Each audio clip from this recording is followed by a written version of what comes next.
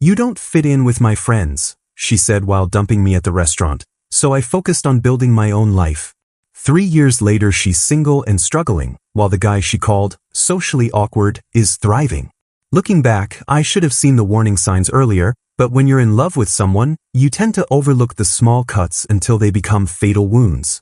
Stephanie and I had been together for 3 years after meeting through our mutual college friend Jake at a house party in Denver, where I worked as an IT support specialist at a mid-sized logistics company while she pursued her marketing coordinator role at some trendy startup downtown called Synergy Solutions that specialized in helping local businesses build their social media presence. At first, our differences felt complementary. She was outgoing and ambitious, I was steady and thoughtful, and we seemed to balance each other out perfectly during those early months when everything felt effortless and genuine. But as Stephanie settled into her new job, her social circle began expanding in directions that made me increasingly uncomfortable, filled with influencer wannabe coworkers who measured success by Instagram followers, fitness enthusiasts who treated every casual conversation like a networking opportunity, and nightlife regulars who thrived on exclusive rooftop parties and expensive cocktails that I found both exhausting and superficial. While I genuinely preferred quiet evenings cooking dinner together, weekend board game nights with close friends, and meaningful conversations about books, current events, or our actual hopes for the future, Stephanie increasingly gravitated toward her new crowd who seemed to view my preferences as character flaws rather than legitimate lifestyle choices. The shift started subtly. She'd return from work events talking excitedly about people I'd never heard of, sharing inside jokes I wasn't part of, and describing experiences that sounded more like performance art than genuine fun. "You should have been there tonight," she'd say after another networking mixer. "Everyone was so interesting and connected." But when I'd ask specifics about what made these people so fascinating, her answers were always vague. Someone worked for a startup that was going to be huge, another person knew a photographer who shot for local magazines, or they discussed some trending social media strategy that was revolutionary. It became clear that her new friends weren't just different from me, they actively mocked my preference for staying in and labeled me as boring and antisocial behind my back, information that filtered back to me through Jake, who'd heard their comments at various gatherings. "Marcus just doesn't get it," Stephanie had apparently told her coworker Brittany after I'd politely declined another invitation to some overpriced wine bar downtown. "He's content with his little routine, but I'm trying to grow as a person." The irony wasn't lost on me that someone who spent 3 hours getting ready to take selfies at events she'd forget by next week was lecturing anyone about personal growth. She began making increasingly elaborate excuses for my absence at group dinners, claiming I was working late on an important project, when really she felt embarrassed by my presence and worried I didn't mesh with her carefully curated social image that she'd been building like a house of cards. I discovered this pattern when Jake mentioned how impressed Stephanie's friends were by my dedication to work, since I apparently worked late every single weekend according to her stories. "Dude, you're either the most overworked IT guy in Denver, or Stephanie's not being straight with her friends about why you're never around," he said with that concerned expression that meant he'd been thinking about this conversation for weeks. The toxic influence of her friend circle, particularly her manipulative coworker Brittany, who worked in influencer marketing and seemed to view everyone as either an asset or a liability to her personal brand, planted seeds of doubt about whether I was actually holding back Stephanie's social advancement in Denver's competitive young professional scene where appearances and connections mattered more than substance or character. "You know, Steph," I'd overheard Brittany saying during a phone call that Stephanie took in our living room, "successful people surround themselves with other successful people. Maybe it's time to evaluate whether your current situation is supporting your goals or limiting them." The implication was crystal clear, and watching Stephanie nod along with this philosophy while staring at me like I was a problem to be solved rather than a partner to be valued was the moment I realized our relationship had fundamentally changed, though I wasn't quite ready to admit that the woman I'd planned a future with was already planning her exit strategy. Within weeks of that phone call, Stephanie started attending exclusive rooftop parties and networking mixers without even mentioning them to me, let alone extending invitations that we both knew I'd probably decline anyway. Her Instagram stories became a constant stream of group photos at trendy downtown venues, laughing faces around craft cocktail tables, professional headshots at industry panels, candid shots of her squad at gallery openings I'd never heard of, all conspicuously excluding any trace of my existence while her friends flooded the comments with observations about how much fun and free she seemed without me around.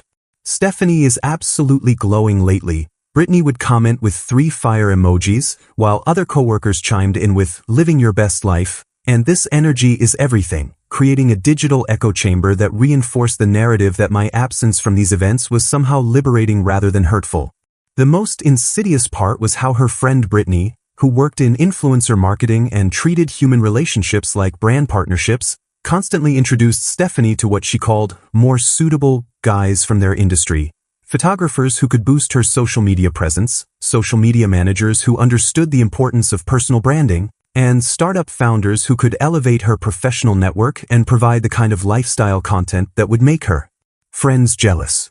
I started noticing new male names dropping into her casual conversation with suspicious frequency. Derek from the photography studio thinks I have great potential for lifestyle modeling, or Austin the social media consultant gave me some amazing ideas for building my personal brand, always delivered with the kind of casual enthusiasm that felt anything but casual.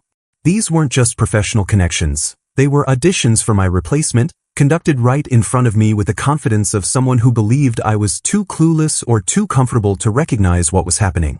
The real betrayal came when I discovered through our mutual friend Jake that Stephanie had been telling people we were taking a break at events I wasn't attending, creating confusion and genuine hurt among our shared acquaintances who'd started treating me like I was recovering from some undefined relationship trauma.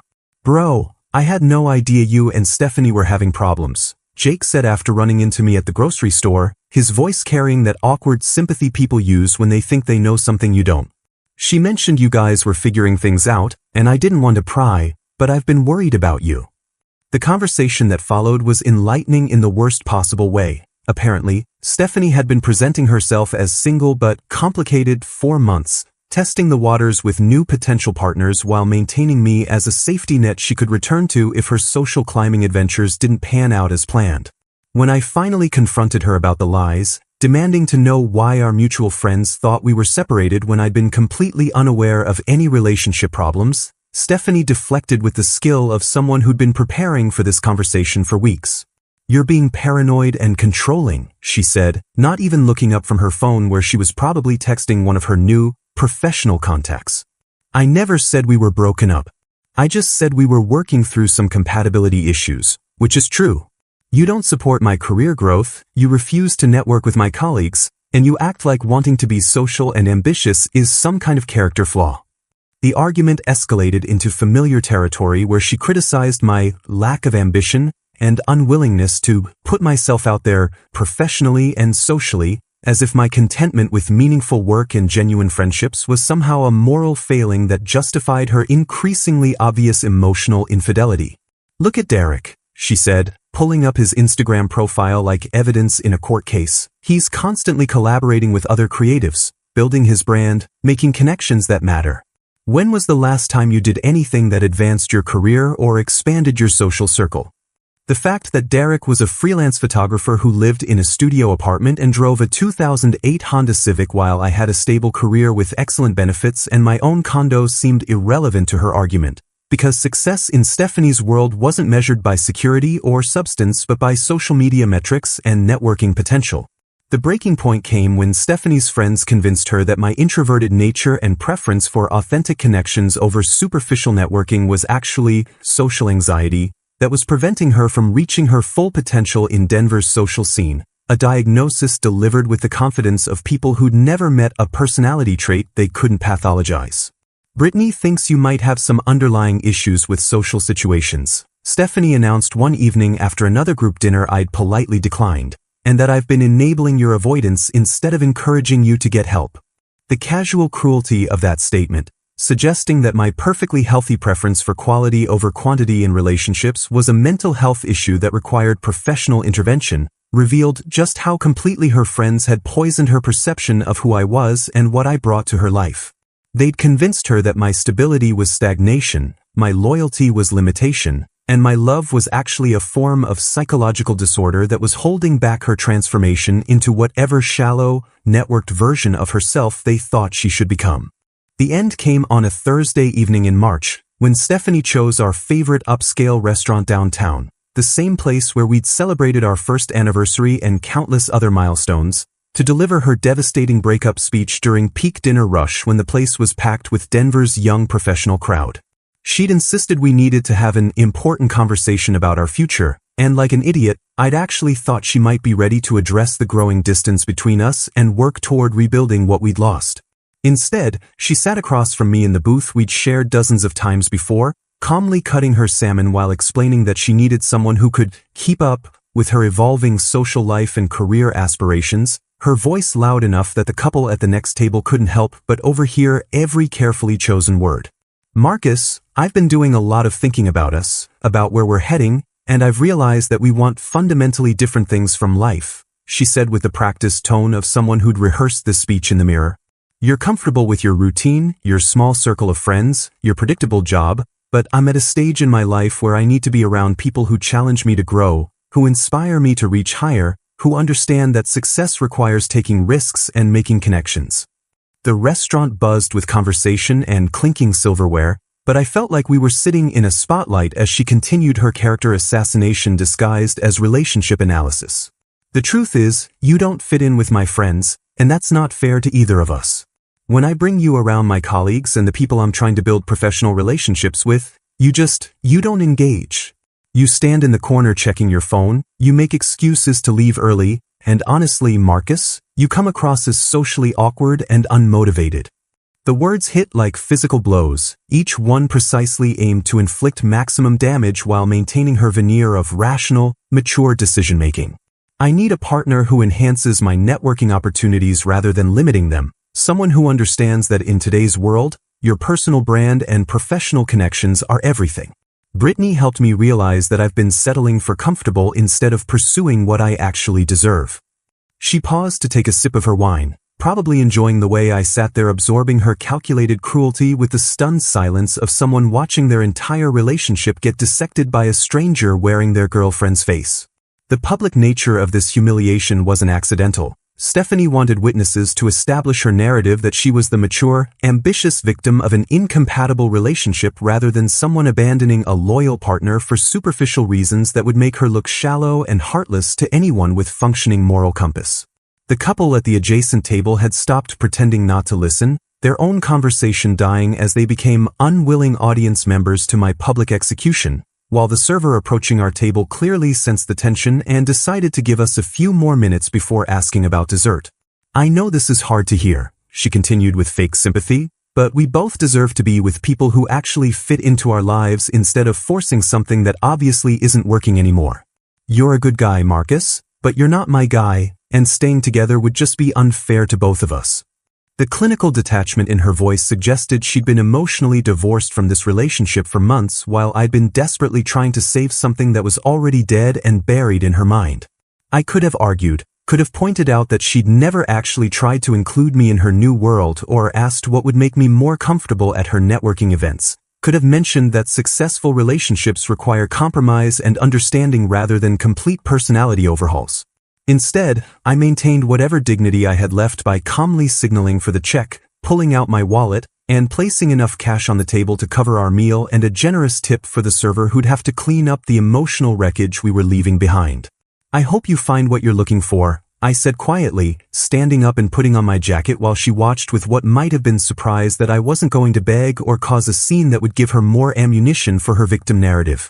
The walk to the exit felt endless, passing tables full of couples and groups who definitely overheard enough of our conversation to understand what had just happened, their faces showing the kind of awkward pity people reserve for witnessing someone else's public humiliation. As I reached the door, I heard her voice behind me, probably already texting her friends about her successful liberation from the socially inadequate boyfriend who'd been holding her back from her destiny as Denver's next networking queen. That night, while I sat in my condo staring at the walls and trying to process what had just happened, Stephanie immediately updated her social media status to single and began posting stories about her newfound freedom and exciting new chapter, complete with inspirational quotes about knowing your worth and not settling for less than you deserve. The speed with which she'd moved from breakup to celebration told me everything I needed to know about how long she'd been planning this exit strategy and how little our 3 years together had actually meant to her once better options appeared on her horizon. But as I looked around my comfortable, quiet space, the home I'd worked hard to afford, the life I'd built through genuine effort and authentic relationships, I realized that maybe getting dumped by someone who thought social media connections were more valuable than real love wasn't the devastating loss she'd intended it to be, but rather the beginning of my chance to find someone who actually deserved what I had to offer.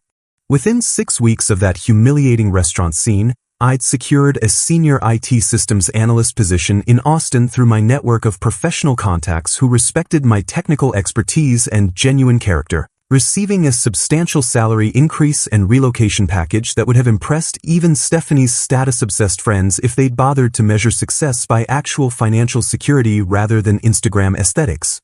The opportunity came through my former college professor Dr. Richardson, who'd moved to Austin to head the cybersecurity department at a rapidly growing fintech company and remembered me as the student who'd actually understood the material instead of just cramming for exams. "Marcus, I've been following your career, and I think you're exactly what we need here," he said during our phone interview, his voice carrying the respect I'd forgotten I deserved after months of being treated like a social liability by Stephanie and her crowd. "We need someone who can think strategically about systems integration while maintaining the detail-oriented approach that keeps everything secure and functional. Plus, Austin's tech scene would be perfect for someone with your skill set and work ethic." The move to Austin felt like stepping into a completely different world where technical competence and professional integrity actually mattered more than networking ability and personal branding, a revelation that started healing wounds I didn't even realize had been festering.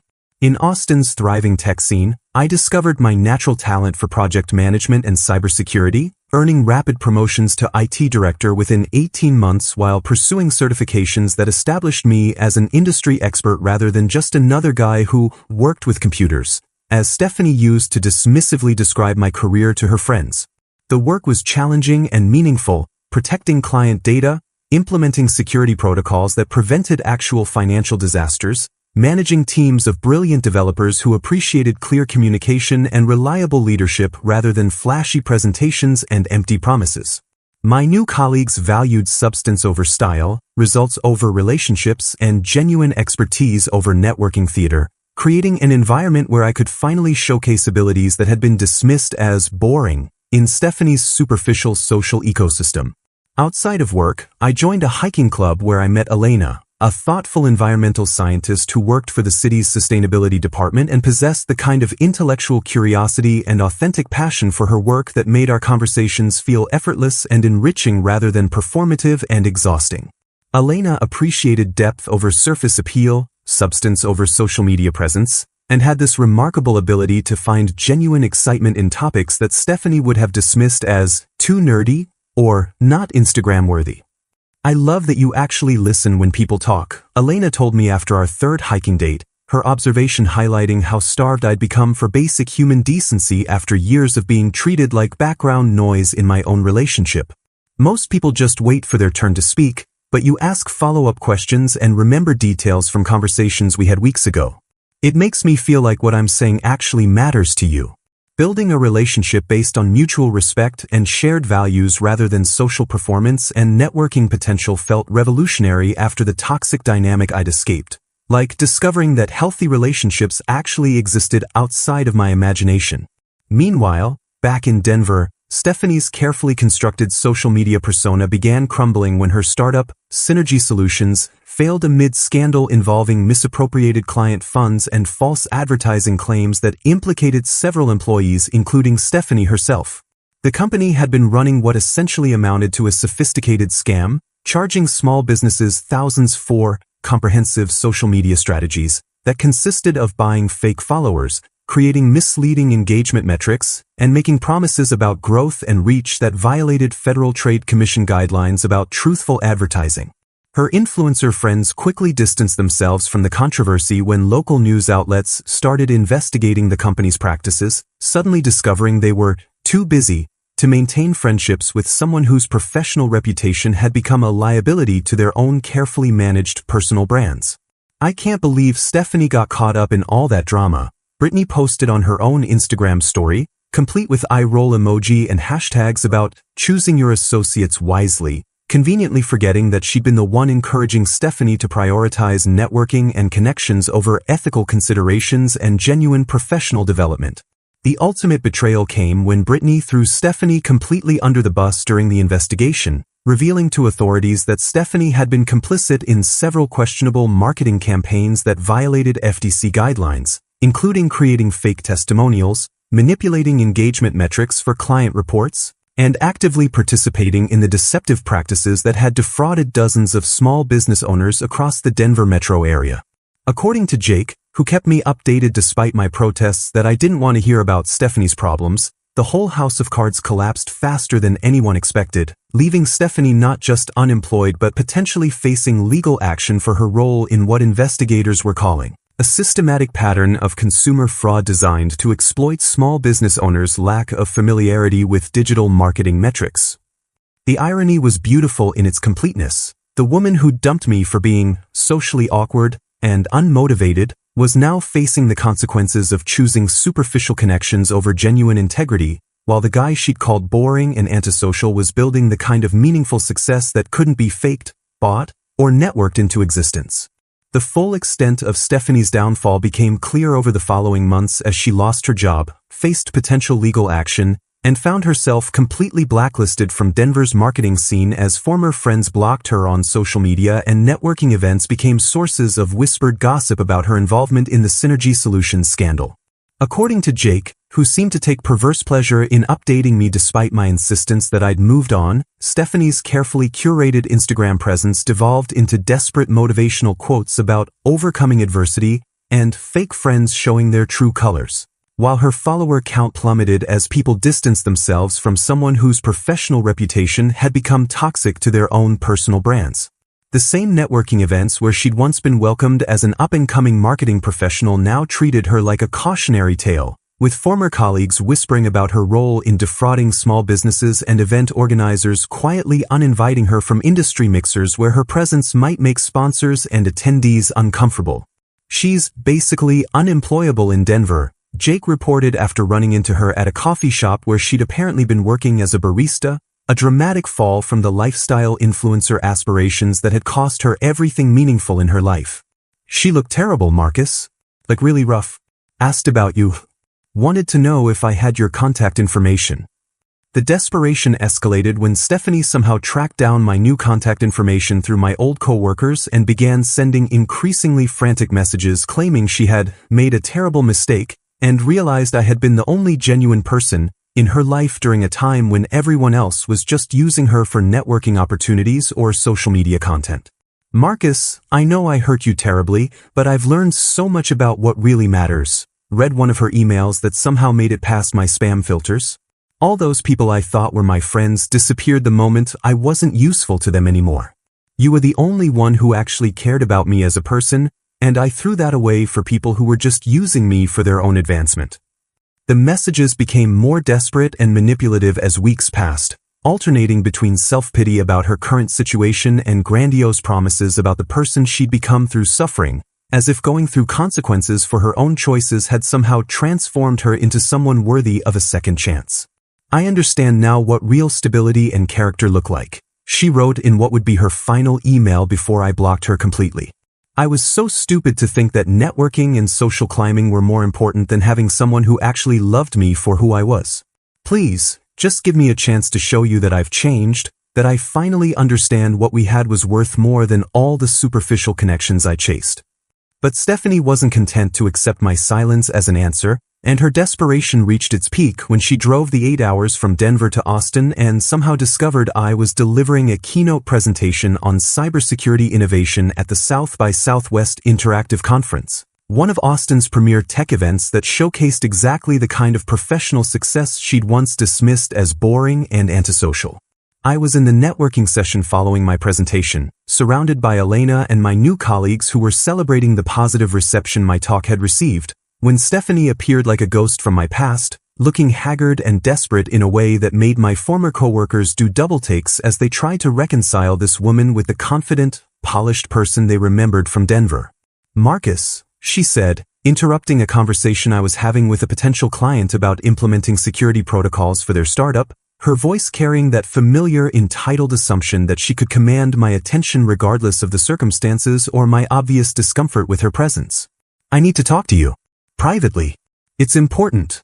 The confidence that had once made her magnetic now seemed like delusion as she stood there in an ill-fitting dress that suggested financial constraints had replaced her designer wardrobe, her makeup unable to hide the stress lines and exhaustion that marked her face like a roadmap of poor decisions and their inevitable consequences. "I'm sorry," I said calmly, putting my arm around Elena, who was watching this interaction with the fascinated detachment of a scientist observing an interesting specimen. "But this is Stephanie, someone I used to know in Denver." "Stephanie, this is my girlfriend Elena, and these are my colleagues from the cybersecurity firm where I'm director of operations."